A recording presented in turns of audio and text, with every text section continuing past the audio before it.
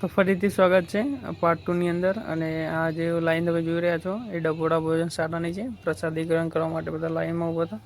ત્યારબાદ અહીંયા આપણા શનિદેવ મહારાજ મંદિરે આવી ગયા। તો શનિદેવ મહારાજના અહીંયા 7 પ્રદક્ષિણા કરી લઈએ પહેલાં। શનિદેવની 7 પ્રદક્ષિણા થાય હંમેશા, તો ધ્યાન રાખવાનું। અને ઘણીવાર લોકો મંદિરની પાછળ પગે લાગતા હોય છે, તો એ નહીં લાગવાનું। મંદિરની પાછળ કદી પગે નહીં લગાય, મંદિરની આગળ જ પગે લાગવાનું। ત્યારબાદ અહીંયા મહાદેવનું મંદિર છે। તો અહીંયા નાના મોટા ઘણા બધા મંદિર છે, તે આપણે દર્શન કરીશું અત્યારે। એન્ડ અહીંયા જો સાંઈ બાબાનું મંદિર છે પાછું, તો સાંઈ બાબાના દર્શન કર્યા બાદ આપણે આગળ પાછું આ જો હનુમાન દાદાનું મંદિર છે।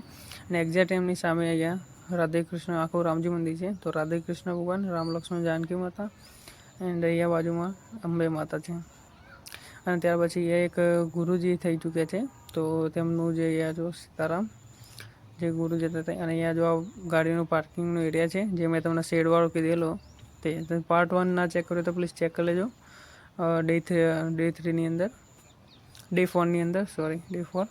એન્ડ આ જોઈ લો તમે એકવાર, આ પાર્કિંગ એરિયા છે। અહીંયા ગાડીઓ બધી પાર્કિંગ થાય, નીચે જુઓ તમે કેટલી પાર્કિંગ કરેલી ગાડીઓ છે।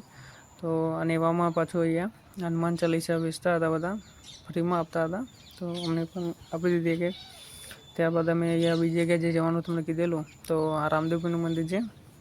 આ ત્યાંથી 5 કિલોમીટર દૂર વડોદરા કરીને ગામ છે, ત્યાંના મંદિર છે। અને આ રામદેવપીરના મંદિરના દર્શન કર્યા પછી અમે પરત ફરી ગયા ઘરે સાઈડ, અને ઓફિસે પણ જવાનું છે આજે। તો આ રીતનો અમારો સવારનો રૂટ હોય છે, કંઈ નક્કી ના હોય। અને પછી જો ગાડીમાંથી ડાયરેક્ટ બાઇક પર ફરતા ફરતા હવે આપણે ઓફિસ જતા રહીશું। એન્ડ આ રીતનો આપણો દિવસ જતો હોય છે।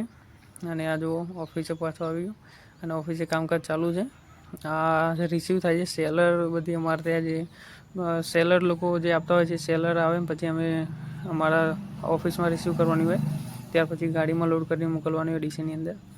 અને આ એકવાર મારી સ્પીડ જોઈ લો, આની અંદર લગભગ મારા 2.5 વર્ષ થઈ ગયા છે આ લાઈનની અંદર। તો એકમાં માસ્ટરી છે મજબૂત રીતે।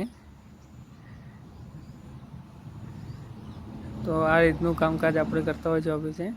અને ધીમે ધીમે તમે કોમેન્ટ કરજો, ધીમે ધીમે જેમ લોકો જોશે વધારે એમ હું પછી ઓફિસનું બી કામ બતાવીશ કે કેવી રીતે મારા ઓફિસમાં શું શું કામ થાય છે। અને જો તમે પણ ફ્લિપકાર્ટમાંથી ઓર્ડર કરતા હો તો શું વસ્તુ ધ્યાન રાખવાની હોય છે, શું કરવાનું શું છે, એ બધું તમને ધીમે ધીમે સમજાવીશ। અને આ બધું કામ પતાવ્યા પછી આપણે નાસ્તો કરવા નીકળી પડે। તો હું ચા એકલી એમ પીતો નથી, તો નાસ્તા જોડે પી લઈએ। ત્યાર પછી રાતે બધું ક્લોઝિંગ કર્યા પછી આ જુગાડીવાળાને ત્યાં નીકળી પડ્યા હતા। એન્ડ મળીશું કાલે। આજનો દિવસ આમ જ પૂરો થઈ ગયો।